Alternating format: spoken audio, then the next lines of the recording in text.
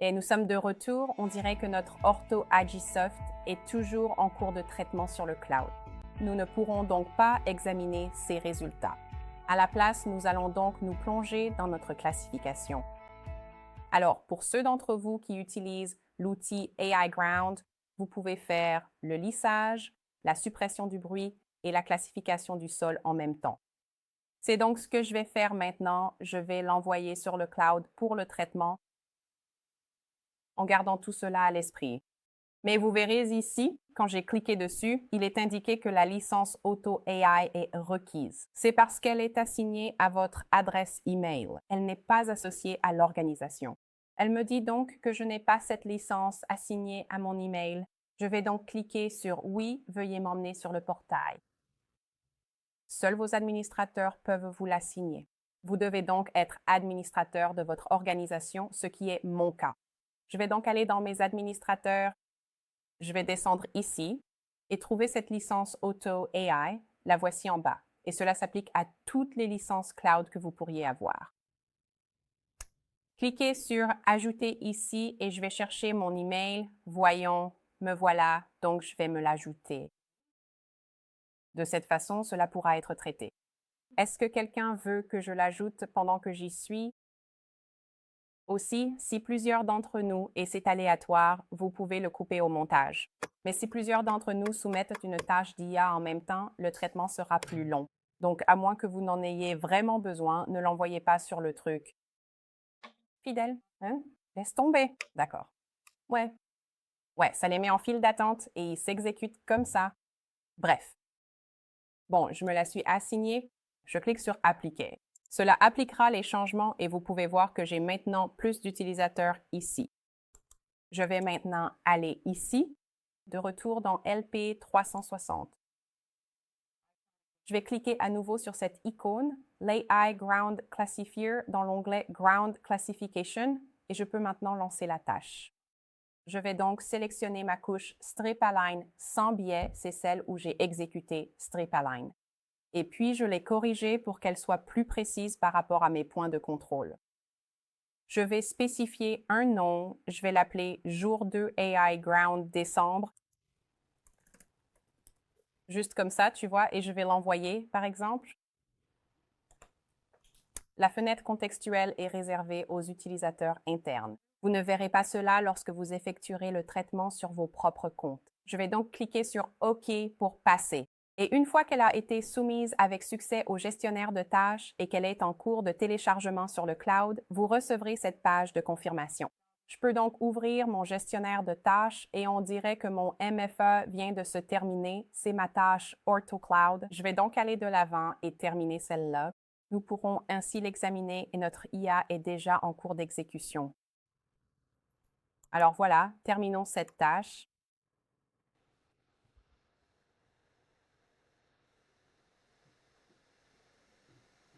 Qu'est-ce qu'il y a d'autre ici?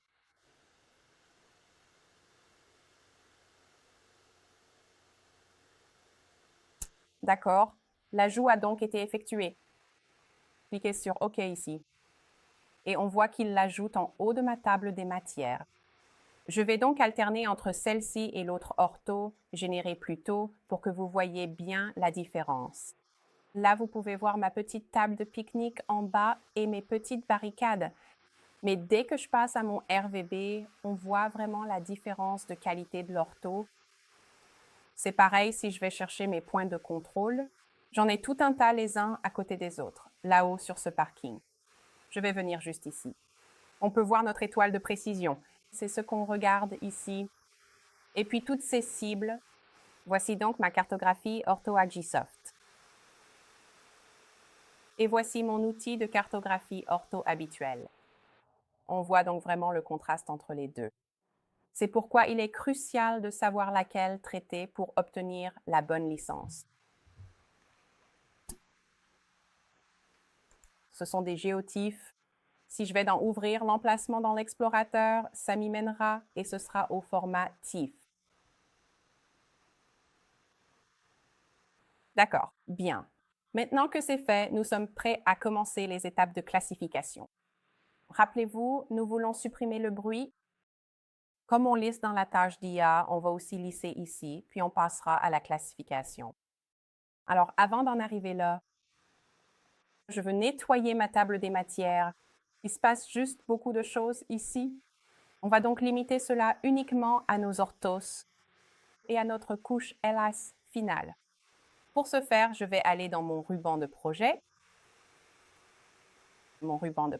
et je cherche le bouton du gestionnaire. D'accord, cela ouvrira le gestionnaire de projet. Vous pouvez ensuite filtrer ce que vous voulez voir. Vous pouvez cliquer sur l'une des options prédéfinies. Cela affichera mes couches, LAS, mes rasters, mes entités, mais je veux en créer une personnalisée. Je vais donc cliquer sur Construire ici, Construire, et je vais cliquer sur ce bouton d'ajout. Je vais l'appeler LAS et Ortho. Vous pouvez l'appeler comme vous voulez. Vous pouvez même lui donner une description. Pour que mes dossiers soient clairs, je vais l'appeler jour 2, si je sais écrire jour 2 en personne. Juste comme ça. Vous verrez qu'il y a plusieurs cases à cocher ici. V est pour visible. M est pour membre. Membre signifie que c'est ce qui s'affichera ici. Je veux donc tout désactiver. Je vais donc tout sélectionner. Vous voyez, ça les met tous en surbrillance.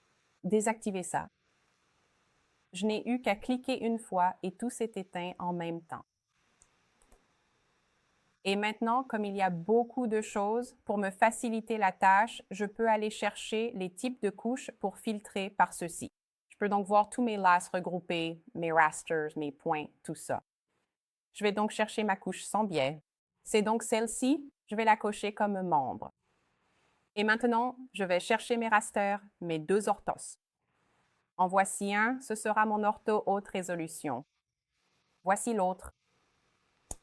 Et je pourrais aussi inclure ces précisions de surface si je voulais, mais je vais m'en tenir à ces 3-là.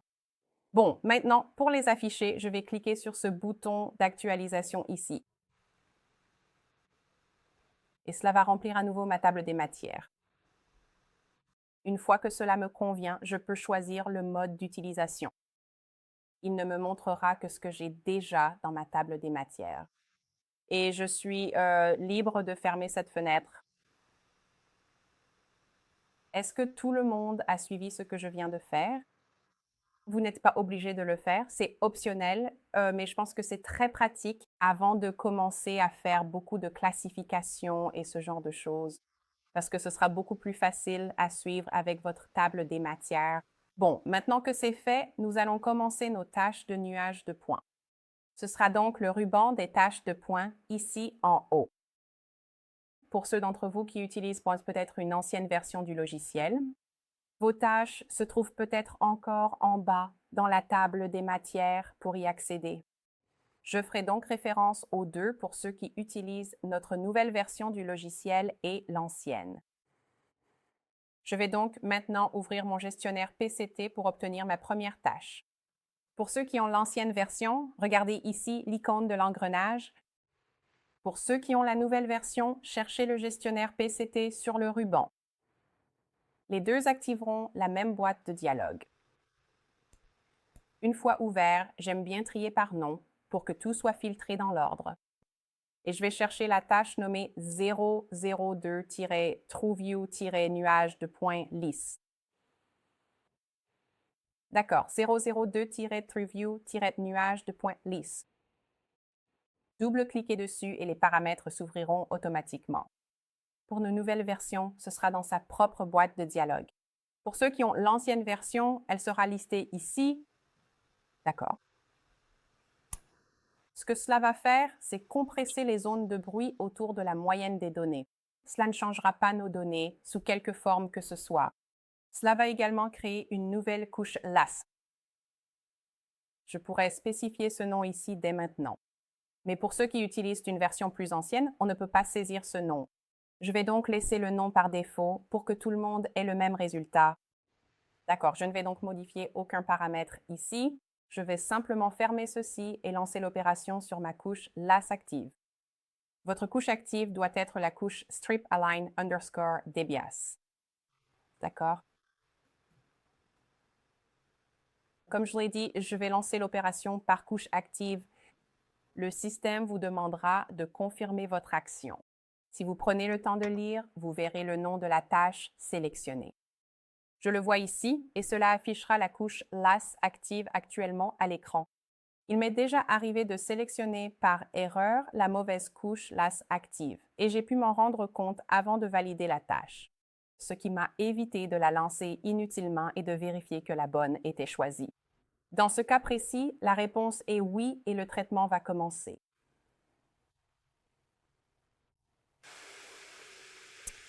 Très bien. Il semble que le lissage soit maintenant terminé. Je vais donc tracer un profil, comme nous l'avons fait précédemment, afin de comparer les résultats et de voir l'impact sur nos données. Je vais donc me placer ici, vers le milieu de mon jeu de données, mais d'abord, je tiens à modifier ce nom ici. D'accord. Nous allons donc sélectionner notre couche Alice 1, puis cliquer sur le nom. Et cette fois, ce sera Strip Align Debias. Voilà, Smooth. Encore une fois, c'est pour identifier tout ce qui a été fait sur cette couche LAS, même si j'y reviens dans 3 mois. Bien, je vais maintenant tracer un profil sur toute ma zone, mais je vais encore le garder très fin. Je vais réutiliser l'option 0,3 car je veux pouvoir voir la définition de chaque élément. Et maintenant, je vais zoomer sur différentes zones pour que nous puissions examiner les résultats. Pour l'instant, je regarde la couche Debias. Le premier endroit que nous allons observer est le sommet de notre toit. Je vais donc zoomer ici sur notre toit. Voici le fait. Et maintenant, je vais basculer sur l'option Smooth pour que vous puissiez vraiment voir la différence. Juste pour recommencer, je vais alterner entre les deux. On voit que c'est beaucoup plus flou puis beaucoup plus précis. Et n'oubliez pas, cela ne supprime rien. Cela compresse les points autour de la moyenne statistique des données. D'accord? Allons maintenant vérifier un autre endroit. Disons que nous voulons regarder sous ces arbres ici. Nous avons un groupe d'arbres dans notre jardin juste ici. Voici donc la surface du sol sous notre végétation. Il s'agit de notre nuage de points lissés et nous allons repasser sur l'autre option. Et vous voyez un peu comment cela s'espace, juste un petit peu. Vous remarquerez peut-être aussi ces petits points sporadiques ici. D'accord. Il s'agit probablement de végétation basse. Donc, quand je vais lisser, ça va prendre certains de ces points et les compresser au sol ou dans les éléments supérieurs. D'accord. Mais dans des zones comme celle-ci, où il y a surtout des arbres, vous n'aurez pas autant ce problème que si vous regardez un endroit avec un fond herbeux. D'accord. Maintenant, je ne pense pas qu'on aille vraiment beaucoup dans notre champ agricole derrière notre bureau. Voyons si nous avons un endroit où nous aurions pu l'obtenir. Juste pour comparer ces résultats. Je pense qu'il y en a un peu juste ici que j'essaye d'atteindre. Comme vous pouvez le voir, ça peut prendre un peu de temps pour faire défiler, mais c'est pas grave. C'est peut-être un peu trop clairsemé pour qu'on puisse vraiment le voir. Alors, lisser.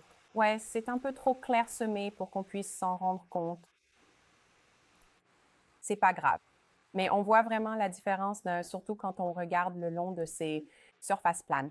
Voici donc une autre partie de notre rampe là-bas. C'est donc notre quai de chargement. Ce sont les données non lissées. Et voici nos données lissées. Ça compresse vraiment ces points ensemble. D'accord. Ce sera donc un bien meilleur nuage de points pour des évaluations ultérieures et des choses comme ça. D'accord.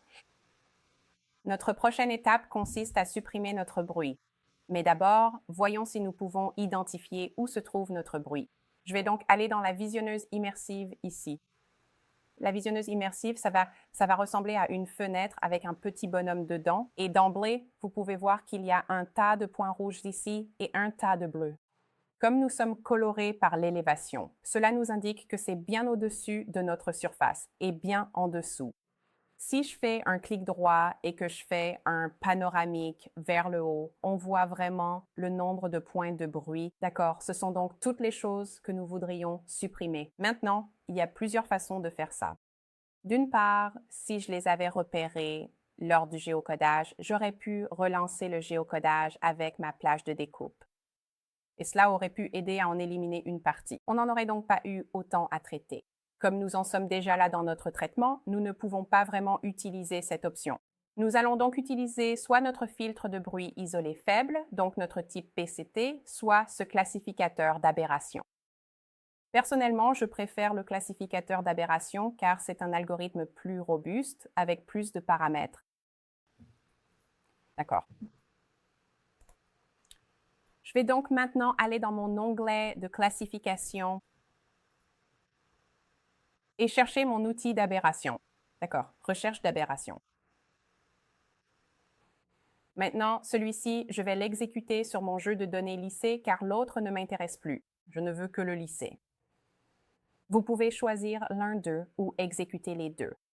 Les points isolés vont chercher ceux qui sont éloignés de tout. Ils vont donc utiliser un rayon de recherche, tandis que les points morphologiques chercheront ce qui ne semble pas imiter le motif environnant. Vous chercherez donc des éléments dans la végétation et ce genre de choses. Je vais donc choisir d'utiliser ces deux options.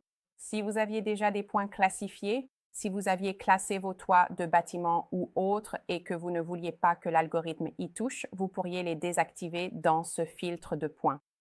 Mais pour l'instant, je vais laisser ça comme ça. Je vais estimer ma densité de points, il le fera pour moi. C'est donc la densité moyenne de mon nuage de points. Votre densité variera donc en fonction de votre terrain. Les objets verticaux vont l'augmenter, les angles de balayage l'augmenteront, etc. Alors, pour mon rayon de recherche, plus il est petit, plus l'exécution sera longue, et plus il est grand, moins ça prendra de temps car il ne cherchera que les points très éloignés du reste. Je vais utiliser environ 2 mètres car je ne veux pas de points isolés proches de ma surface.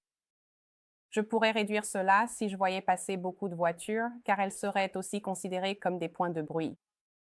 Et vous pourriez aussi changer la taille de votre groupe. Je pourrais donc la descendre à 2 ou quelque chose comme ça, d'accord? Comme il va toujours chercher ces points morphologiques, il n'utilise pas ce rayon de recherche. Cela va en fait chercher des motifs anormaux à travers différents objets. Si je voulais tester ces paramètres pour voir s'ils me conviennent, je pourrais les lancer sur une petite zone. Mais ici, je veux voir comment ça se comporte sur l'ensemble. Donc, je vais juste faire par couche active. Comme mentionné, l'exécution peut prendre un peu de temps, donc surtout avec un grand jeu de données, vous devriez utiliser une méthode d'exécution plus petite pour ne pas bloquer votre ordinateur. Très bien, on dirait que l'exécution a réussi. Nous allons maintenant regarder le nombre de points classés et examiner la classification elle-même pour voir où cela a été fait. Pour voir le nombre de points, je vais aller dans mon icône de filtre ici. C'est ce qu'on appelle le filtre Live View. Et vous verrez que tous ces points sont en rouge. Cela signifie simplement que ce n'est pas la totalité des points que vous regardez. C'est probablement juste le nombre affiché ici, ce qui n'est pas 100%. Ce n'est même pas 40% de notre nuage de points. Je vais donc cliquer sur Balayer. Si vous avez un très grand nuage de points, cela peut prendre du temps. Vous ne voudrez peut-être pas faire ça. Mais pour l'exemple, je voulais voir les chiffres. Une fois qu'ils deviennent noirs, cela signifie qu'ils sont à jour. C'est donc le nombre réel de points que nous avons. Et nous avons plus de 3000, presque 4000 points de bruit. Et nous en avons un peu moins de 300 pour le morphologique. Il les a donc triés en 2 catégories différentes. Maintenant, pour les afficher et voir où ils sont allés, on va retourner dans notre visionneuse immersive, mais cette fois, on veut un affichage par classification. Et on va voir ce que ça a donné. On peut voir tout ce violet ici en bas. On a du violet et du rose en haut. Pour que ce soit plus lisible pour tout le monde, je vais changer cette couleur violette. Je vais faire ça en allant dans mon filtre de vue en direct. Mon bruit faible est en violet. Je vais donc mettre du jaune, quelque chose qui ressorte bien pour vous. Je choisis le jaune. Je réduis. On remet ça en grand. Maintenant, on voit qu'il a récupéré presque tous les points qui étaient isolés. D'accord. On voit qu'il a encore trouvé certains points morphologiques. C'est le long de ces lignes de balayage. On en voit aussi dans la canopée, mais il s'est surtout concentré sur les éléments isolés, ce qui est le but. Donc là, ça a très bien fonctionné. Je suis satisfaite de ces résultats. Je peux maintenant passer à ma classification du sol. Est-ce que vous avez des questions sur ce que je viens de faire? Très bien. Pour les étapes suivantes, on va passer à notre prochaine série de PCT. On va donc retourner dans notre ruban de tâches de points en haut. Pour ceux qui utilisent les anciennes versions, allez en bas dans votre ruban de tâches de points, tâches de nuages de points en bas de la table des matières. On va ouvrir notre gestionnaire de PCT via l'un de ces boutons selon votre version. Triez par nom, et je veux que vous trouviez la tâche 004-TrueView-Ground Classification Create Seed Surface. Encore une fois, c'est la 004-TrueView-Ground Classification Create Seed Surface. C'est une tâche de type classification par statistique. Je double-clique dessus pour qu'on puisse passer en revue certains paramètres. On va voir comment modifier la taille de cellule selon la zone de votre projet. D'accord, je vais faire glisser ça par ici. Je vais zoomer sur mes tâches ici ou sur mes... Je vais zoomer sur mon jeu de données LAS ici. On va changer ça en 13. Et je veux que vous observiez nos deux bâtiments ici. Bon, ma taille de cellule est réglée sur 10. Ça veut dire qu'il va diviser ça en une grille de 10 mètres par 10 mètres. OK, dans chacune d'elles, il va classer un seul dernier écho minimum ou le plus bas. Si je sais qu'il cherche le dernier écho, c'est parce que je veux que vous notiez ces petites icônes autour du filtre des points d'entrée. Ça signifie qu'un filtre est appliqué et on va regarder ça de plus près. Alors là, sur mon onglet de classification, vous voyez l'icône jaune qui indique la présence d'un filtre. Et il ne regarde que notre groupe créé jamais classé et notre groupe non classé. D'accord. De plus, si on regarde l'onglet Écho, là encore, il y a une icône jaune, ce qui signifie qu'un filtre est actif. Et il recherche ces derniers échos. Cela signifie que non seulement il examinera notre écho final minimum ou le plus bas, mais il ignorera aussi toute classification supplémentaire effectuée jusqu'ici. Donc, si on a fait une classification manuelle où, par exemple, nos points de bruit ne seront pas pris en compte pour cette classification, ce qui est le but. Pour la taille de cellule, c'est quelque chose que vous pouvez estimer avec l'outil de mesure. Par exemple, j'ai un bâtiment ici. Si je mesure d'un côté à l'autre, ça fait environ 8 mètres, ce qui signifie que pour ce bâtiment précis, cette taille de cellule est assez grande pour déborder et obtenir un point sur le sol même, pas sur le toit. Cependant, si on regarde notre autre bâtiment ici, d'accord, celui-ci sera bien plus grand que ça, n'est-ce pas? On va donc aller d'un côté à l'autre, environ, ça fera presque 30 mètres. Ça veut dire que sur cette coupe transversale, on aura au moins 3 cellules ou plus qui tombent pile sur le bâtiment. On aura des points qu'il faudra supprimer. Mais pour cet exercice, je vais laisser ce paramètre tel quel. Mais si vous remarquez que vos bâtiments sont plus grands que votre taille de cellule, vous devriez l'augmenter pour essayer d'éviter d'avoir trop de nettoyage à faire. Mais comme on n'a qu'un seul bâtiment, ce n'est pas vraiment un problème. Si vous avez plusieurs bâtiments, le nettoyage peut être beaucoup plus long. D'accord, très bien. Notre classe de destination sera donc le sol, car c'est là qu'on veut que ça aille. Et il y a une option supplémentaire ici pour générer le fichier de forme de la grille qui sera utilisé. Maintenant, pour vous chez vous, vous n'en aurez peut-être pas besoin. Mais pour l'exemple, je vais l'activer pour que vous puissiez voir à quoi ça ressemble. Donc, dans cette petite ellipse ici, en cliquant sur ces 3 petits points, je veux parler de la sortie. Oups, on dirait que ça ne m'a pas donné la sortie comme prévu. C'est pas grave, on va laisser comme ça. Oh, c'est parce qu'il lit les deux, disparaît. Bon, on va juste faire confiance au processus. Alors, laissez-moi remettre ça en vue. Très bien. J'ai donc activé ceci pour nos besoins. J'ai déjà un emplacement de sortie ici en bas. Je vais juste cliquer sur OK. Ça devrait appliquer ces paramètres. N'oubliez pas, si vous utilisez la tâche ici, donc l'ancienne version pour définir l'emplacement de sortie, là encore, vous pouvez cliquer sur les 3 points ou l'ellipse. Et notre chemin de sortie ici, vous remarquerez peut-être qu'il a l'air un peu bizarre. C'est parce qu'il utilise ce qu'on appelle la variable de chemin du projet. D'accord. Cela signifie que si je le survole, il lira n'importe quel projet actuellement ouvert et il créera ceci dans ce dossier de projet. D'accord. Si c'était vide. Donc, si j'efface tout et que c'est vide pour remplir automatiquement cette variable. Je peux aller sur le côté droit, chercher ce bouton juste ici et il l'insérera. Ensuite, après le petit symbole supérieur A, vous ferez une barre oblique inverse et taperez le nom que vous voulez donner au fichier Shape.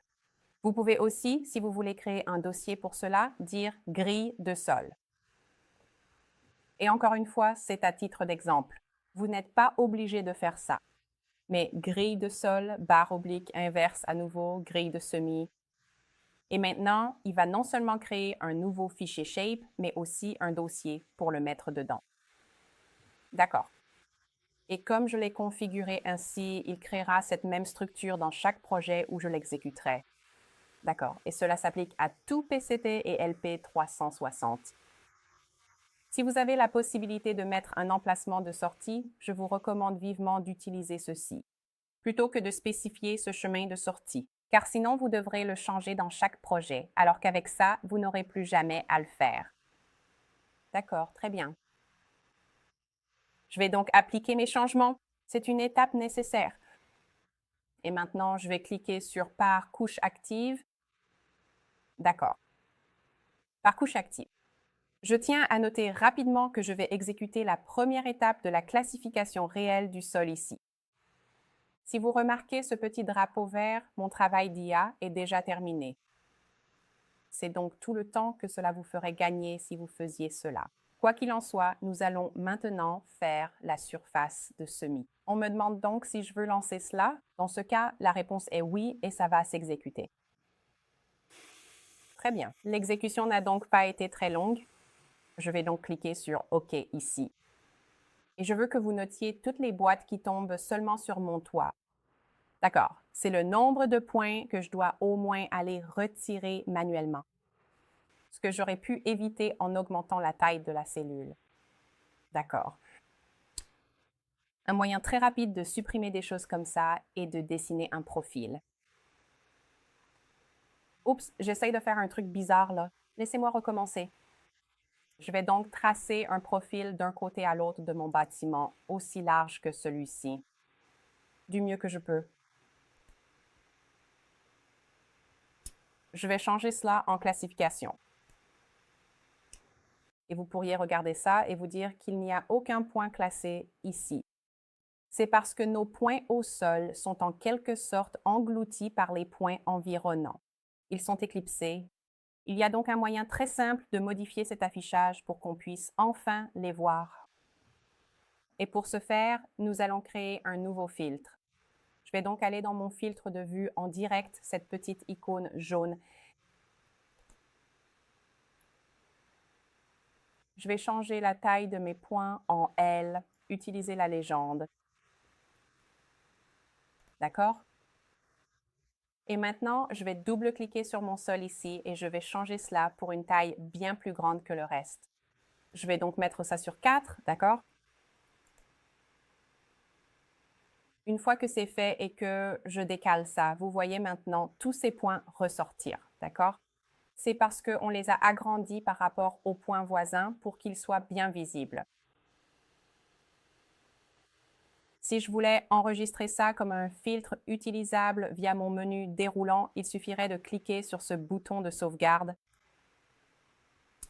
Donnez-lui un nom, celui que vous voulez. Vous pouvez l'appeler gros point ou gros point au sol et cliquer sur OK. Et vous aurez désormais un nouveau filtre disponible dans le menu déroulant.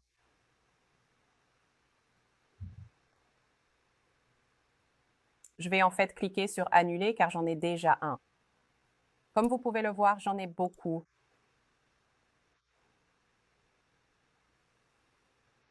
J'ai donc bien ces gros points qui ressortent, d'accord. Maintenant, je veux effacer tout ça très rapidement d'un seul coup. Je ne veux pas avoir à les sélectionner manuellement un par un. Un moyen très simple est de survoler ces outils et de chercher celui intitulé « Classer les points au-dessus d'une ligne ». D'accord, ce sera donc le tout premier ici, « Classer les points au-dessus d'une ligne ».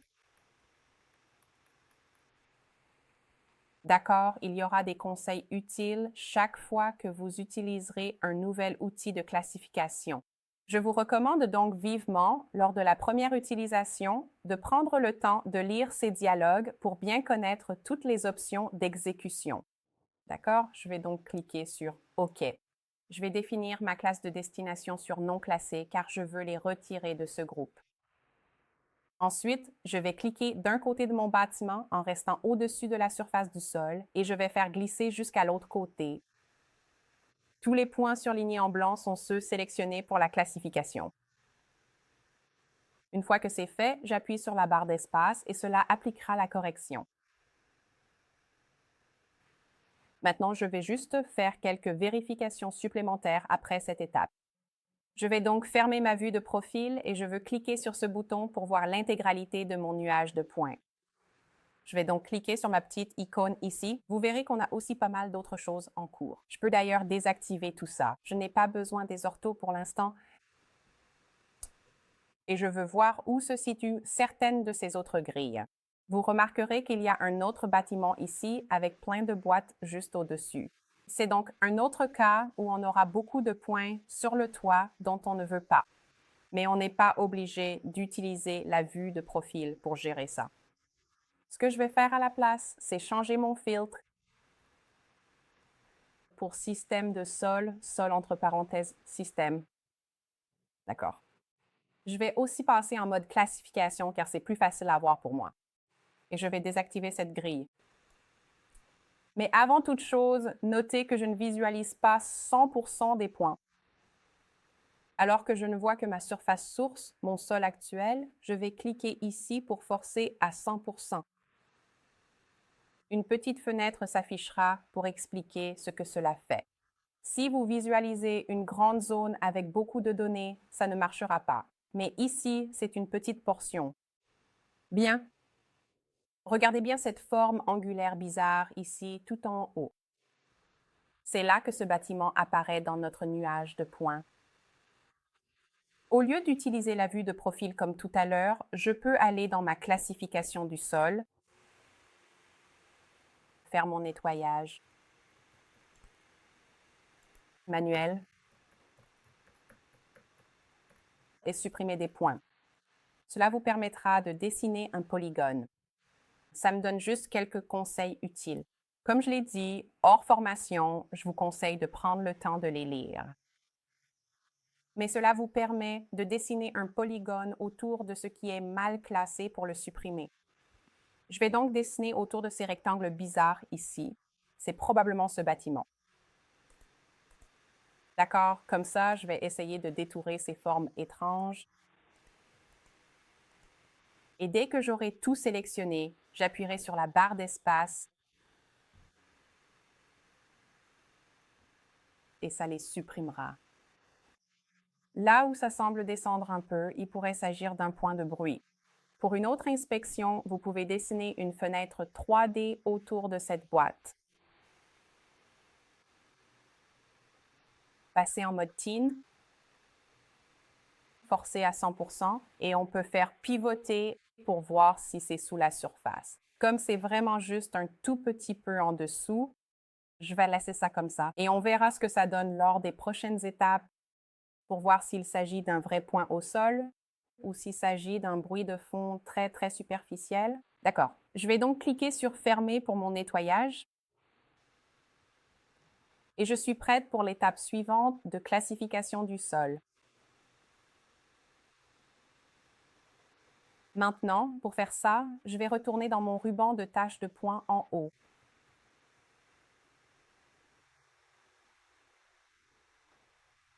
Barre d'espace.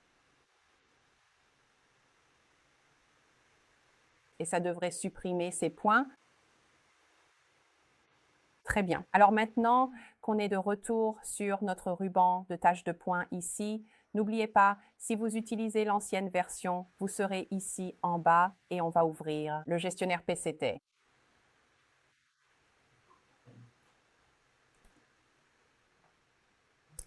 La tâche que nous recherchons cette fois est 005-TrueView-Ground Classification-Perform Iterations. Encore une fois, c'est 005-TrueView-Ground Classification Perform Iterations. D'accord, je vais sélectionner ça et cliquer sur OK. On va ouvrir ces paramètres actifs. Et encore une fois, on va faire une petite revue rapide de tout ça. D'accord. Alors, rappelez-vous, ça va toujours filtrer, tout comme c'était le cas avec notre précédent PCT. On regarde donc uniquement le groupe jamais classé et le groupe non classé. D'accord. De plus, nous ne regardons que le dernier retour. Sous notre sélection de points de départ. Laissez-moi régler ça pour fermer. Sous notre sélection de points de départ, il va utiliser les points de sol existants. C'est là que nos points de départ deviennent utiles. C'est là qu'on les utilise vraiment. La distance de l'échantillon de départ est en fait la taille de la grille qu'on a utilisée avant. Donc, dans ce cas, c'était 10. Je vais donc laisser celui-ci à 10. Maintenant, voici les deux paramètres que vous ajusteriez en fonction du terrain de votre zone unique. Maintenant, une règle de base pour ceci est, si vous avez une très grande variation d'altitude, beaucoup de collines turbulentes qui montent et descendent, des collines vallonnées, peu importe comment vous appelez ça, vous augmenteriez cet angle et réduiriez la distance. D'accord. Si vous avez un terrain plus plat, beaucoup plus de niveau, vous pouvez augmenter votre distance et diminuer votre angle. D'accord. À des fins de démonstration, je vais faire un petit dessin pour expliquer pourquoi c'est le cas, car je sais que ça peut parfois être un peu déroutant. Et je veux aussi l'illustrer pour mes autres techniciens. Vous pouvez le couper de la vidéo, mais c'est à vous de voir. D'accord. Alors, la façon dont cette tâche fonctionne, c'est que vous regardez à partir de votre point de départ. Disons que c'est mon point de départ ici, n'est-ce pas? Et j'en ai un autre par ici. Maintenant, pour l'exemple, on va dire qu'on a une colline vallonnée. Donc, ça monte comme ça descend et ça remonte par celui-là. D'accord? Si je regarde à partir de ce point et que je regarde à une grande distance, je mets un grand nombre ici. Je vais regarder par ici, n'est-ce pas? Et disons que j'ai un angle étroit. Ça ne va saisir aucun de mes points dans cette zone. Il n'y en a pas. Il me faudrait un angle bien plus grand et une distance plus courte pour remonter tout ça. D'accord. C'est exactement l'inverse si vous avez un endroit très plat. Donc, si je vais d'un point à un autre, mais que cette fois, ça va tout droit, comme ça. Je peux augmenter ma distance pas mal, car je peux encore aller plus loin pour saisir des points. Je continuerai à les obtenir ici. Et je peux réduire mon angle pour le maintenir vers le sol. Donc, si j'avais, vous savez, des arbres, de l'herbe, des choses comme ça, je ne voudrais pas vraiment qu'ils soient captés. C'est pourquoi je réduirai cet angle. Est-ce que c'est clair? D'accord. Et je peux le redémontrer à tout moment.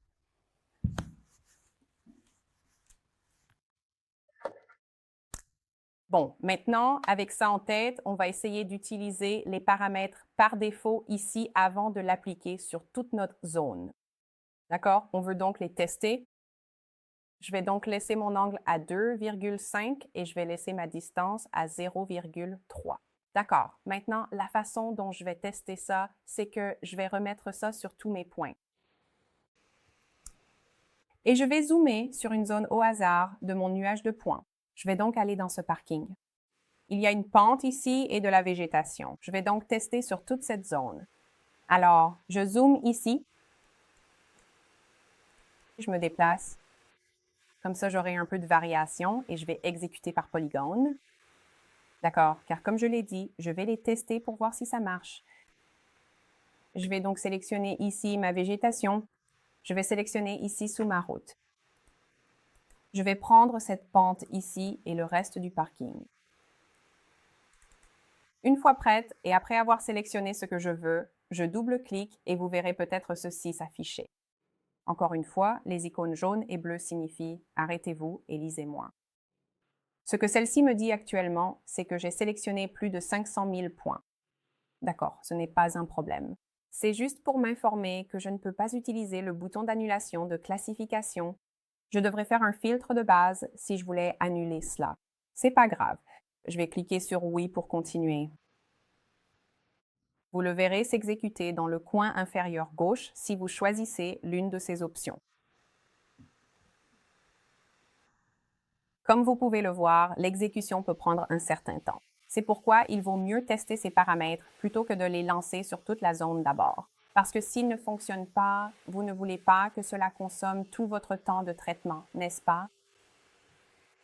D'accord, il semble que nous ayons terminé. Nous allons donc inspecter ces résultats et voir ce que ça donne. Je vais en fait remettre cela sur mon système au sol uniquement. Et nous allons voir à quoi cela ressemble. Alors, tout d'abord, si je zoome sous ma forêt ici, ma canopée, ça a l'air d'être plutôt pas mal. Mais je vois bien où il a détecté des plaques de végétation probablement dans cette petite zone, n'est-ce pas? Je vois aussi que ça n'a pas été génial autour de ma pente. Là où j'avais ces changements d'élévation abrupts, il n'a pas pu les saisir. Et on dirait qu'il a bien pris l'empreinte de ma voiture ici. C'est pas grave. C'est très facile à enlever, mais on dirait qu'on a une petite forme bizarre juste ici. D'accord. Je veux donc voir ce qui se passe avec cette forme. Je vais me dessiner une petite boîte en 3D autour de ça. Et nous allons regarder cela de haut. On dirait qu'il se passe quelque chose sous la surface. Pour vérifier si cela fait partie de la surface, je repasse sur tous les points pour voir si ça se remplit. On dirait bien que c'est une sorte de fossé, donc c'est bon. Ça me va de laisser ça là. Mais si je voyais que ça ne ressemble pas à un fossé, juste à quelques points isolés sous la surface, je voudrais les enlever. Est-ce que c'est clair? Très bien. Maintenant, il semble que cela ait plutôt bien fonctionné pour obtenir nos points. Ça n'a pas débordé sur mon toit. Je pourrais très facilement aller inspecter ces autres endroits également. Mais pour l'instant, nous allons nous en tenir aux résultats que nous avons. Maintenant, comme je pense que cela a fait un travail assez correct, je peux l'exécuter sur tout mon nuage de points où je pourrais modifier ces paramètres, puis réessayer pour voir si j'obtiens de meilleurs résultats. Pour gagner du temps et pour notre exercice, car nous devons encore aborder nos outils de nettoyage, comparer cela avec notre sol par intelligence artificielle, et nous devons faire les livrables, je vais simplement l'exécuter sur l'ensemble de mon nuage de points. Je vais donc cliquer sur « Par couche active ». Oui, je voudrais exécuter. Et quand vous le faites pour toute la couche, vous aurez cette fenêtre contextuelle dans le coin gauche. D'accord, il semble que notre tâche soit maintenant terminée. Vous verrez qu'il a commencé à s'étendre dans certaines des autres zones où il avait un peu plus de mal lors de la première exécution. Vous pouvez donc toujours lancer votre outil dans la même zone encore et encore si vous vouliez tester ces paramètres un peu mieux, mais nous avons quand même manqué certaines de ces sections. Maintenant, à cette étape, c'est pratiquement la même chose que ce que vous obtiendriez de votre intelligence artificielle. Maintenant, avec n'importe quelle méthode de classification, il y a toujours besoin d'une inspection manuelle et d'un nettoyage manuel. D'accord. Il y aura toujours besoin d'une intervention humaine. Nous allons donc terminer nos résultats de l'intelligence artificielle afin de voir la différence de nettoyage nécessaire entre les deux et nous pourrons partir de là. Je vais donc aller dans mon gestionnaire de tâches, regarder ce bouton ici en haut. Voici mes résultats d'intelligence artificielle. Je vais les terminer et les ajouter à ma table des matières.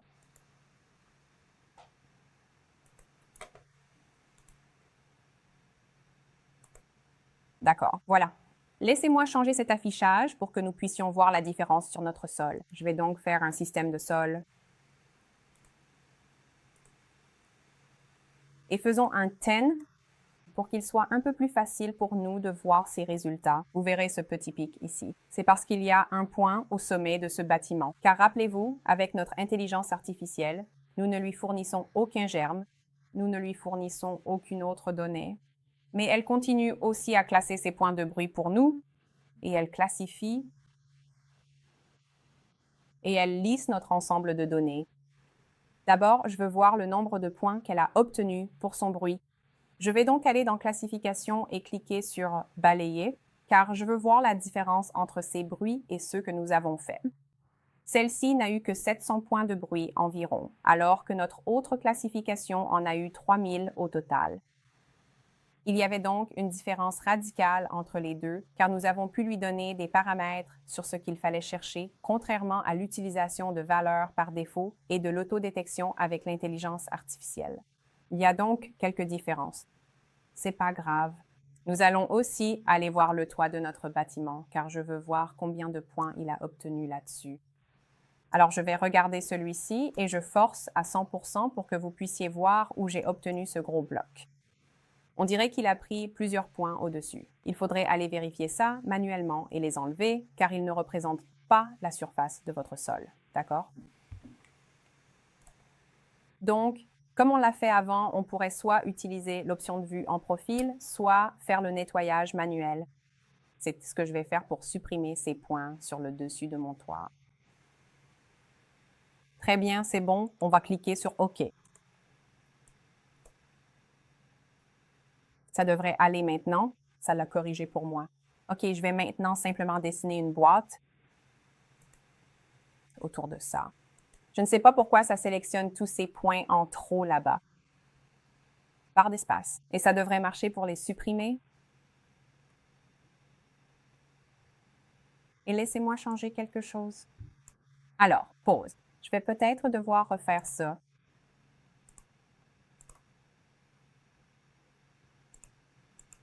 Je suis méfiante. Voilà. J'ai donc appuyé sur la barre d'espace et ça a pu supprimer ces points. On n'a donc plus ce toit de bâtiment inclus dans notre surface de sol.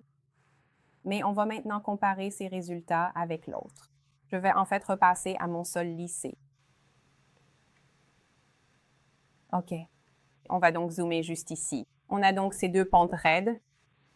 Je vais changer ça pour mon système de sol afin que les deux utilisent exactement la même méthode d'affichage.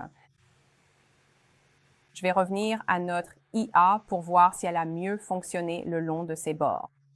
Elle a donc réussi à obtenir beaucoup plus de ses points le long de ce bord par rapport à l'autre. Maintenant, on pourrait toujours essayer de forcer à 100% puisqu'on ne regarde qu'une petite section. Elle pourrait peut-être y arriver. Mais vous remarquerez peut-être ici qu'au lieu de dire 100%, il est écrit TOVF. Cela signifie que vous avez juste trop de points à afficher pour votre machine. OK, donc cette quantité peut varier, mais aussi, si vous forcez à 100% et que vous arrivez à ce point, vous ne voulez probablement pas faire défiler ou panoramiquer, car cela ralentira considérablement votre machine. Vous voudrez donc désactiver cela avant de faire quoi que ce soit. OK, donc, juste pour voir à quoi ça ressemble avec tous nos systèmes, on peut encore voir. Il a manqué quelques points par ici, mais il a fait un bien meilleur travail, y compris le long de notre bordure. Si on regarde ici notre bordure, on dirait que la majeure partie est colorée en orange. Par contre, si on regarde notre version lissée, regardez tous ces points. On avait une grande partie du haut de la bordure qui n'a pas été classifiée. OK, il y a donc quelques différences là. Maintenant, rappelez-vous, j'ai dit qu'on peut utiliser cet outil de nettoyage pour nous aider à régler ça. Je vais donc me concentrer sur cette zone. Aussi, si je regarde sous ma canopée, je vois que c'est gris. Mais si je regarde mon système au sol, et c'est juste pour l'affichage, je vais passer en mode point. On peut voir toutes ces taches noires. D'accord, c'est là que le système n'a pas pu trouver de points pour notre sol. Pour comparer avec notre IA, on va utiliser le même affichage, sol et point. On voit qu'ils ont tous deux eu du mal dans cette zone. D'accord, c'est très difficile de trouver des points sous cette canopée. Cet outil de nettoyage du sol est facile à utiliser dans des zones comme celle-ci. On revient à tous les points, on revient à notre team. Et je vais utiliser cet outil de nettoyage pour m'aider autour de cette rampe. D'accord, je vais faire le nettoyage. Je vais choisir l'assisté. Et n'oubliez pas, je commence par normal, puis j'augmente pour obtenir ce que je veux. Je vais utiliser un polygone et dessiner un grand cadre autour de la zone problématique. Une fois que j'ai tout sélectionné, je double-clique et la tâche s'exécute. On peut voir la progression en bas à gauche.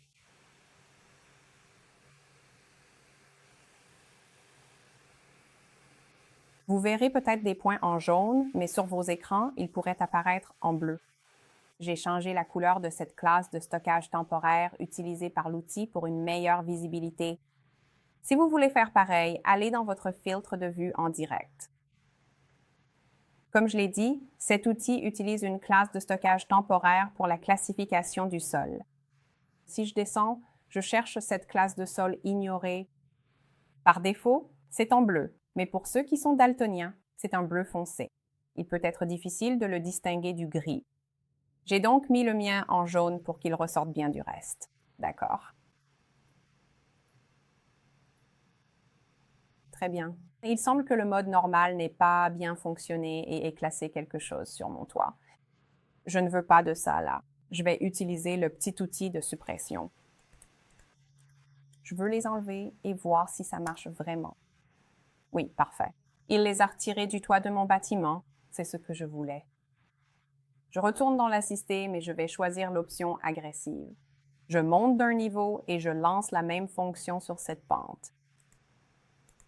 Je vais essayer de tout prendre, double-cliquer et l'exécution va commencer. On va voir comment celui-ci se comporte.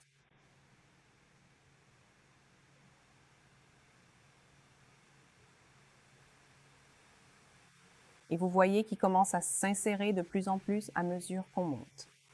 Si c'était une zone très plate et que je passais en mode agressif, ça pourrait poser problème. Mais pour l'exemple, je vais le changer en extrême. Et je vais inclure un peu du toit de ce bâtiment en faisant ça, pour que vous voyez ce que ça donne si on passe direct à une exécution bien plus puissante. Je vais donc prendre un gros morceau, comme ceci. Double-clic.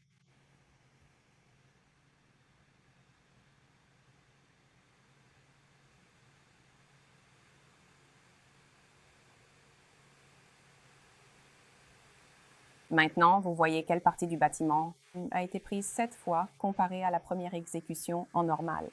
C'était bien mieux sur ma pente. Ça galère encore ici, là où ça arrive au bord et que ça décroche un peu, parce qu'il se dit « Oh, les altitudes sont très différentes. Je n'aime pas trop ça, mais ça va aussi commencer à prendre d'autres objets. » Il faut donc garder à l'esprit de ne pas monter trop vite, car ça peut surclassifier et on devra tout recommencer en allant supprimer tous ces points.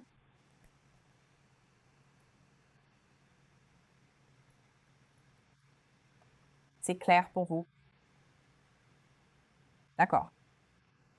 Maintenant, si ces résultats me convenaient et que je voulais les valider dans ma classe sol, donc les déplacer dans le groupe sol, je clique sur Valider les modifs. Il va me demander de confirmer. Je veux les passer de la classe temporaire, la 20, à la classe sol, qui est la classe 2. Dans ce cas précis, la réponse est oui. Il va effectuer ce qu'on appelle un filtre de base pour transférer la classification. Comme ça, ils feront partie du groupe sol réel. Dans les options manuelles, on peut aussi sélectionner les points au sol à la main. On n'est pas obligé d'utiliser l'assistance. On peut y aller et dessiner autour de tout ce qu'on veut sélectionner, barre d'espace. Et ainsi, ça prendra tous les points de la zone sélectionnée. D'accord, maintenant. Comme dit plus tôt dans la présentation, il y a 2 tâches de nettoyage du sol. Il y a cette fonction d'outil qui est entièrement automatisée, peu importe comment on l'exécute. Mais on a aussi une option PCT qui permet de balayer sous la canopée et de sélectionner des points. C'est donc ce que je vais faire. Avant de commencer, je vais me dessiner un profil. Je vais prendre ma petite icône de profil. Désactiver forcé 100%. Je veux prendre le maximum ici, mais au lieu de glisser sélectionner, je vais encore faire un clic droit. Et je veux que ça reste bien étroit. Je vais donc mettre 0,3. Car n'oubliez pas, on cherche la définition de notre nuage de points. On ne veut pas voir un tas de trucs tout écrasés ensemble, n'est-ce pas? Ceci fait, je vais aller dans mon ruban de tâches de points dans mon gestionnaire PCT. Et cette fois, nous cherchons la tâche intitulée 007-TrueView-nettoyage du sol. 007-TrueView-nettoyage du sol. D'accord. Alors, celle-ci a des seuils angulaires et une distance maximale similaire à notre itération d'exécution. Vous pourriez donc les modifier de la même manière que nous l'avons fait avant. Mais pour les besoins de cet exercice, je vais les laisser par défaut. OK, je ne vais rien changer. Maintenant, en faisant ça, vous verrez que la seule méthode d'exécution pour ceci est par polygone, et il y a une raison à cela. D'accord. Ce que je vais faire, comme j'ai du mal sous cette canopée, c'est sélectionner tout autour et vous verrez que mon profil me suit partout. Pas vrai? Une fois mon polygone créé, je peux double-cliquer. Encore une fois, on m'indique que j'ai sélectionné plus de 500 000 points. C'est pas grave. Je vais cliquer sur oui, mais ensuite, il ne se passera rien. Ça reste comme ça. Ça nous attend. En fait, il attend que vous alliez sélectionner manuellement les points au sol. Et c'est là que vous pouvez passer sous cette canopée. Je vais donc zoomer ici et cliquer sur un point au hasard que je sais être au sol, juste ici. Je vais survoler ma vue de profil et en utilisant la touche de sélection et mes flèches, donc je maintiens la touche de sélection, je peux en fait faire pivoter ceci sous ma canopée. D'accord. C'est ainsi que je peux pénétrer dessous dans les zones difficiles à classifier. Et je pourrais chercher n'importe quel point ici que je voudrais sélectionner. J'en vois un juste ici. Peut-être que je veux prendre celui-là. Si vous avez du mal à cliquer, c'est peut-être parce que vous êtes un peu trop loin. C'est pas grave. Vous pouvez aussi faire défiler, mais on dirait qu'on n'a pas pu très bien pénétrer cette canopée. Comme c'est dur à cliquer, au lieu de m'acharner à les sélectionner, je vais juste agrandir mes points. Ce sera beaucoup plus facile pour moi de voir et de sélectionner. Je vais donc changer ça en 4. OK. Alors, voici un point juste là. Voyons si je peux le sélectionner. Peut-être pas. Est-ce que ça fait partie de mon écran? Oui, c'est le cas. OK, désolé. Voyons voir. Voyons si on trouve une zone où il y a eu des difficultés. Il semble qu'il ait fait du bon travail pour les points que nous avons ici. En revenant en arrière, ce grand trou est dû à la densité de la canopée. On n'a pas pu la pénétrer. Il est donc tout à fait logique que nous ayons ce trou. Mais si on continue de défiler, voici un petit endroit qui n'a pas été capté. J'y place un point. Ça vous montrera exactement où il se trouve. Vous avez la possibilité de le faire glisser de haut en bas si besoin.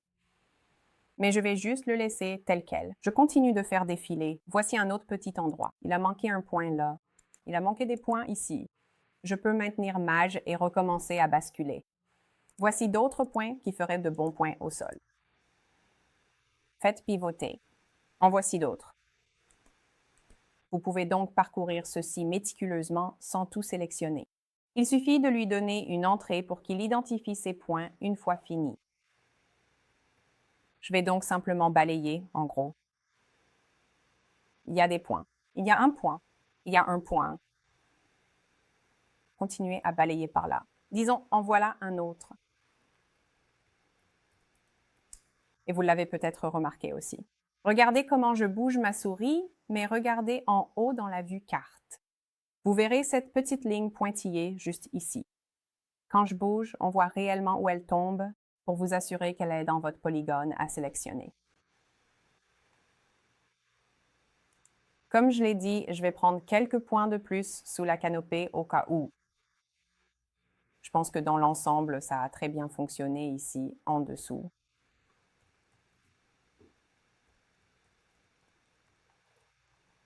Mais je peux aussi sélectionner ici sur mon bord incliné. Je peux revenir ici et zoomer puis cliquer sur des points au hasard.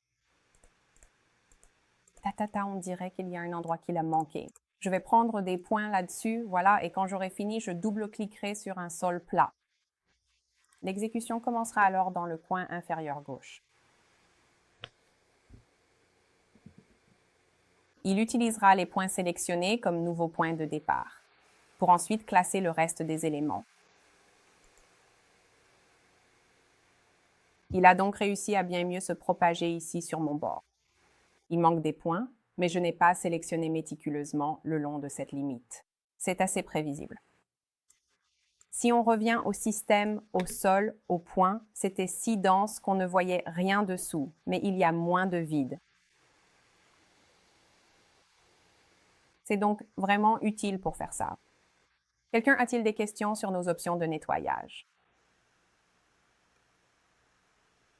Oui, non, peut-être. Maintenant, vous remarquerez peut-être ceci, je vais inspecter mon bâtiment. C'est aussi sur mon lissage. Je n'ai donc pas vidé le centre. Notez bien le fait qu'on dirait que certains points s'insèrent ici. C'est parce qu'en vol, notre lidar a pu passer légèrement à travers les fenêtres. Ce sont techniquement des points de bruit car ils sont à l'intérieur du bâtiment. On ignore s'ils sont précis, vous voudrez donc peut-être aussi les supprimer. Un moyen rapide est de dessiner un petit carré à l'intérieur en utilisant le bouton Supprimer. Je vais aller dans Supprimer et je vais juste essayer de dessiner une grande boîte tout du long. Une très grande boîte. Oups! Attendez, non, c'est la barre d'espace.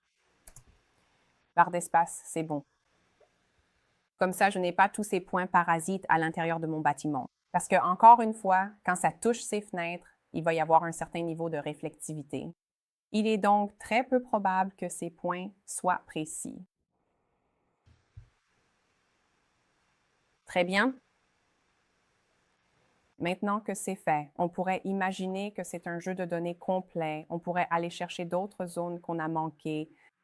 Et une autre façon d'évaluer cela, plutôt que de sélectionner manuellement tous ces points ou de les identifier, est d'utiliser notre outil de précision de surface. C'est ce que je m'apprête à faire. Ici, je vais aller dans mon filtre de point d'entrée et je veux qu'il ne regarde que ma surface au sol cette fois. Je ne veux pas qu'il regarde autre chose. Pour tout désactiver, je vais utiliser le bouton Tout désactiver qui se trouve sur le côté droit, puis n'activer que le sol. Est-ce que j'ai perdu quelqu'un? Est-ce que j'entends beaucoup de clics, mais personne ne me suit? J'ai perdu Brent. Où en es-tu? Continuez, d'accord, très bien. On aura donc uniquement notre solde sélectionné. Je vais cliquer sur OK. Je vais faire mon réglage global parce que je veux qu'il regarde toute la zone. Vous pouvez changer le nom si vous voulez. Je vais juste le laisser tel quel. Je veux toujours faire ce groupe de colorisation parce que je veux vraiment voir toutes ces couleurs ressortir. Et je vais m'en tenir à ce seuil de 2 cm. D'accord. On va cliquer sur Traiter et cela devrait mettre en évidence toutes les zones où notre algorithme a eu du mal. Je vais donc désactiver le nuage de points en dessous. Très bien, on voit qu'on a beaucoup de vert ici. Il a donc fait du très bon travail. Mais si je commence à zoomer ici sous ma végétation, il y a énormément de zones auxquelles je devrais prêter plus d'attention. Donc, selon toute vraisemblance, cela a saisi de la végétation et l'a incluse dans notre surface au sol. Juste pour l'exemple, je vais activer ceci et je vais dessiner une boîte en 3D autour de ça. On va aller dans Classification, désactiver ça, voyons de haut en bas. Il a peut-être du mal à tout afficher. Donnez-moi juste un instant, les gars. Voilà. Oui, ça nous mettait dans le nuage de points. Vous verrez donc qu'il y a du bruit là-bas. Je veux désactiver ça pour ne regarder que mon sol. Et voilà. Maintenant, si je commence à regarder ça, vous voyez tous ces petits pics, toutes ces petites crêtes, tous ces petits trucs flous. C'est très probablement de la végétation qui a été captée dans notre surface au sol. Donc, dans ce cas, notre algorithme a fait un travail fantastique pour souligner où tout cela se trouvait. D'accord. Alors maintenant, je n'ai pas eu à parcourir toute ma forêt pour identifier ces points. Cet outil le fait pour moi. D'accord. Maintenant, la même chose. Nous allons chercher d'autres taches rouges. Et regardez ça, c'est juste autour de notre bâtiment, là où nous avions du mal à faire cette classification. Il est donc capable de mettre en évidence tous ces points pour nous.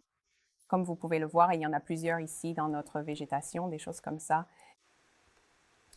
On n'a donc pas besoin, vous savez, de tout faire défiler lentement. On peut laisser l'outil le faire pour nous.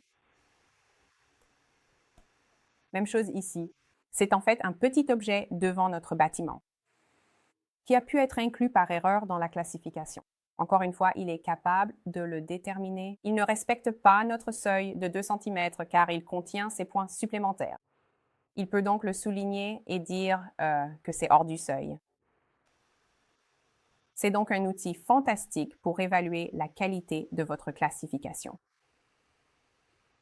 Est-ce que quelqu'un a des questions sur les résultats que nous examinons? Oui, non, peut-être. Quand il y a un silence, je suppose que vous êtes complètement perdu.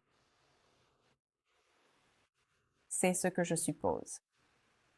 Bon, maintenant que c'est fait et que notre surface au sol est terminée, nous pouvons commencer certains de nos livrables supplémentaires. Par exemple, certaines personnes peuvent juste vouloir la classe de sol et c'est tout. Pour d'autres, ils voudront peut-être extraire un jeu de données allégé pour réduire la taille du fichier, peut-être pour le partager via Dropbox ou le charger sur le cloud ou autre. Pour alléger votre jeu de données, il existe en fait 2 méthodes différentes. Si le nuage de points aléatoires vous convient, le LIDAR étant intrinsèquement aléatoire dans sa collecte, on peut juste faire le PCT d'allègement. Ce sera donc dans vos tâches de points, dans mon gestionnaire PCT. Je vais chercher la tâche nommée 009-TrueView-Ground Thinning. Attendez, on va recommencer. On cherche celle qui est nommée 009-TrueView-Ground Thinning. D'accord, Ground Thinning est celle que nous cherchons. C'est une autre classification par statistique similaire à notre création de surface de base. Nous allons donc y jeter un coup d'œil.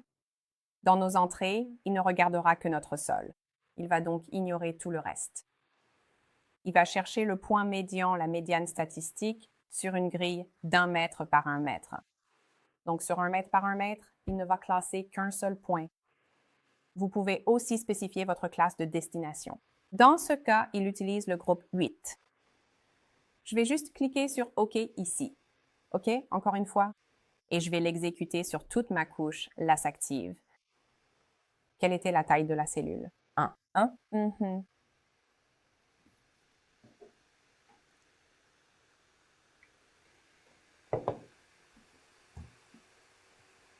D'accord, donc on dirait que ça n'a pris que quelques minutes. Alors maintenant, pour voir ce que ça a donné, dans mon filtre de vue en direct, je vais désactiver le sol et activer ma classe réservée. OK, on réduit ça, on force à 100%. Maintenant, cette couleur rouge peut être un peu fatigante pour les yeux. Vous pourriez donc toujours aller la changer, mais ce sera un fichier d'une taille bien plus petite que ce qu'on avait avant. Si je vais dans mon filtre de vue en direct juste pour comparer ces densités, je vais cliquer sur Scan et vous verrez. Ma classe de sol a plus de 14 millions de points, mais mon sol épuré n'en a qu'environ 46 000. C'est donc nettement moins de points. Donc, si je voulais que seul ceci soit inclus dans un fichier à fournir à quelqu'un, on va aller dans notre ruban de projet, le ruban de projet. On va aller dans l'assistant d'exportation. Maintenant, je vais exporter les points. Si vous le vouliez, certains utilisateurs pourraient le vouloir en shapefile ou bien en format AutoCAD DXF. Vous avez donc quelques options pour choisir votre format de fichier. Je vais laisser le mien en LAS. Sous mon filtre de point d'entrée, on va tout désactiver et choisir seulement cette classe réservée. OK. Sur la page suivante, je laisse par défaut. Sur ma dernière page, je dois spécifier mon emplacement de sortie. Donc, sous mon projet, je vais juste créer un dossier de sortie.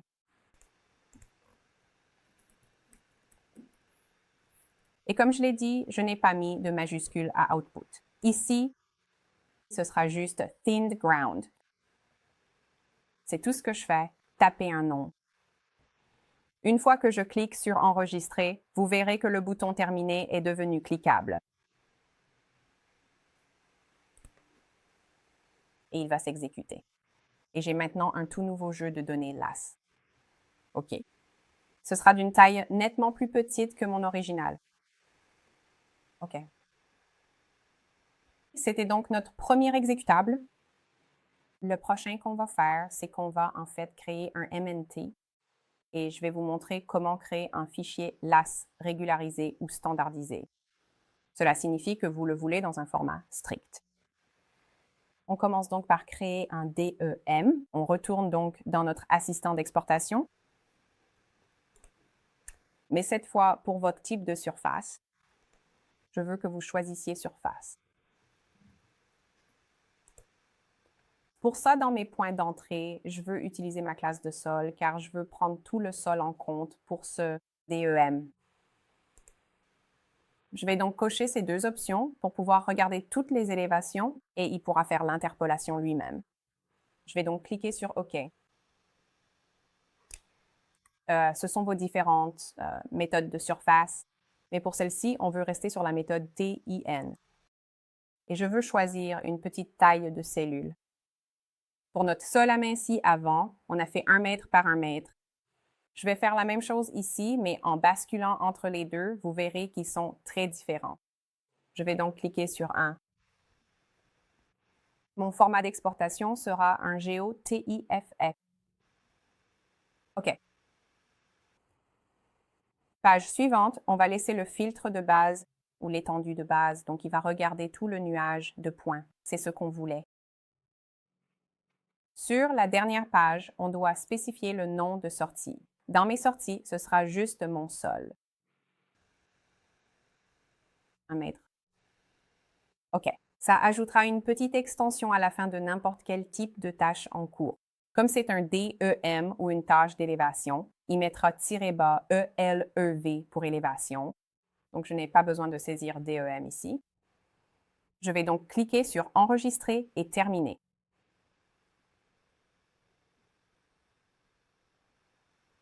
Très bien, voici notre nouveau DEM.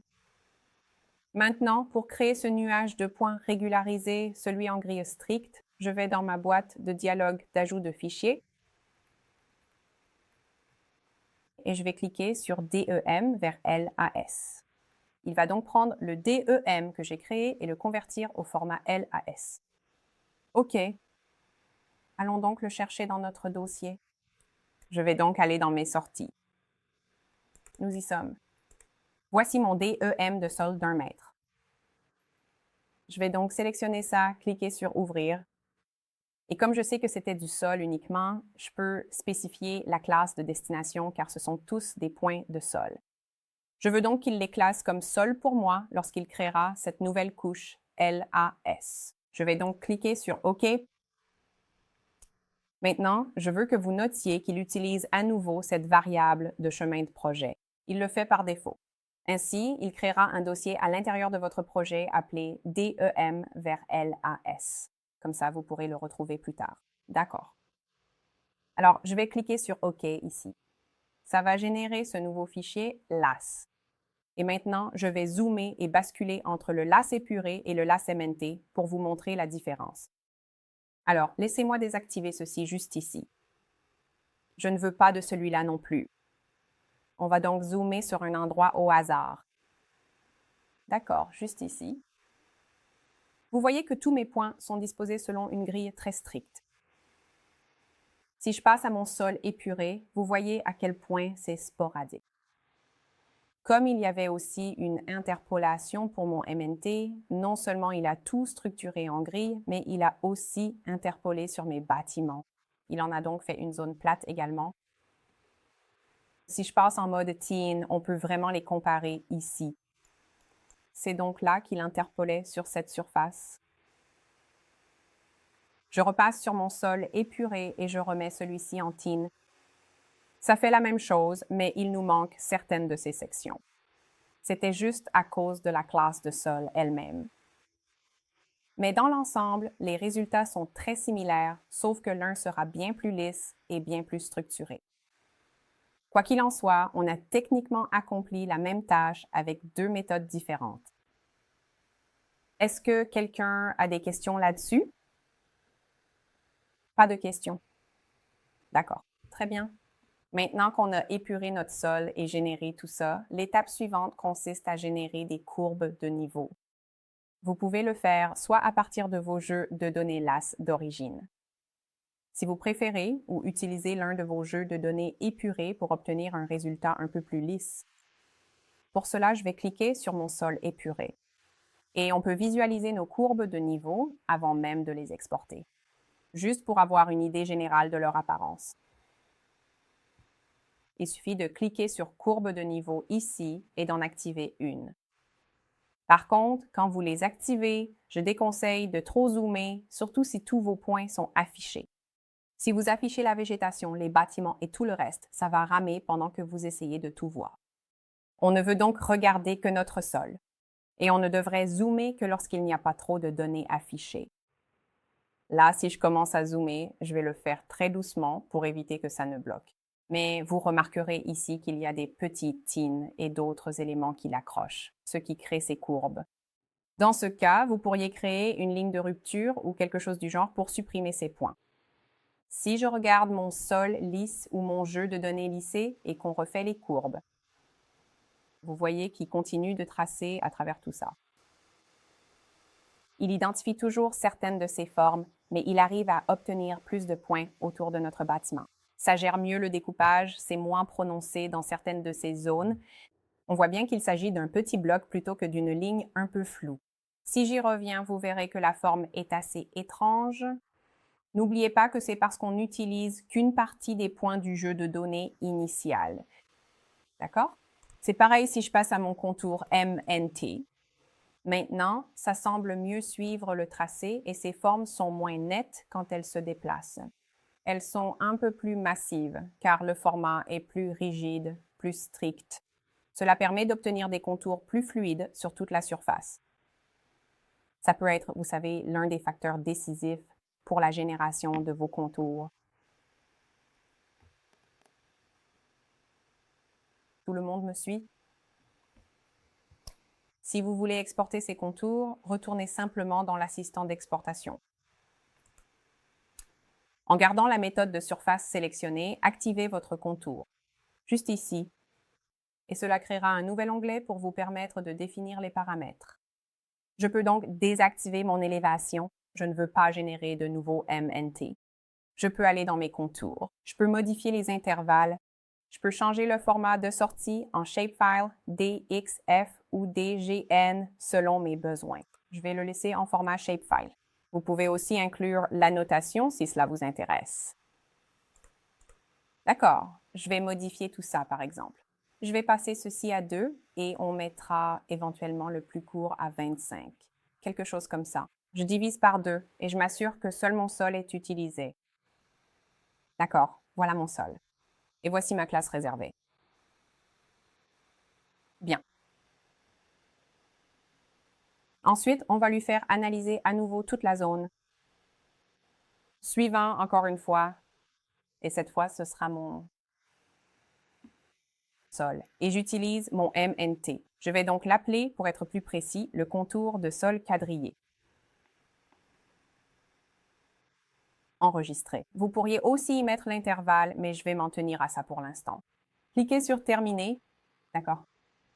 Ils sont créés, mais pour que ce soit plus lisible, je vais double-cliquer dessus et je vais augmenter un tout petit peu ces tailles. Maintenant, on les voit vraiment ressortir sur ma carte. Comme la zone est assez plate et vu l'intervalle choisi, les petits éléments n'ont pas été retenus. Ça n'a pas pris mon bâtiment ici, ni celui-là d'ailleurs. Dans ce cas précis, ce serait une excellente option à utiliser pour la suite. Très bien, nous avons fait le tour. On a fait nos contours, on a fait notre sol quadrillé, on a fait un MNT et on a généré nos orthophotos. Pour ce qui est de nos exercices, nous avons terminé la formation d'aujourd'hui et vous avez appris à tout faire dans LP 360. Si quelqu'un souhaite voir d'autres flux de travail, faites-le moi savoir. Si vous souhaitez stocker vos résultats d'aujourd'hui dans le cloud, par exemple, si vous faisiez vos propres exercices, allez dans l'onglet Cloud et vous pourriez utiliser ce téléchargeur pour les envoyer vers le cloud, tant que vous possédez cette licence de collaborateur. De plus, vous pourriez cliquer sur cette option de dossier ici et cela vous mènerait à votre cloud pour naviguer et voir ce que vous y avez déjà envoyé en ce moment même.